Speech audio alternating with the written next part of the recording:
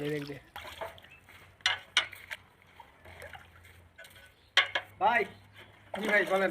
দাঁড়ান, কতদিন থেকে টাইলসের কাজ করেন? 2-3 দিন থেকে। 2-3 দিন থেকে টাইলসের কাজ করেন।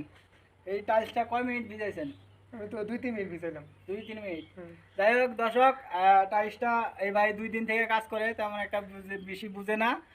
এই টাইলস কিন্তু আপনারা সব সময় 15 থেকে 20 মিনিট অবশ্যই এই টাইলসগুলো ভিজানো লাগে। এটা হয়তোবা সবাই জানেন, আর যারা না জানেন অবশ্যই জেনে থাকবেন।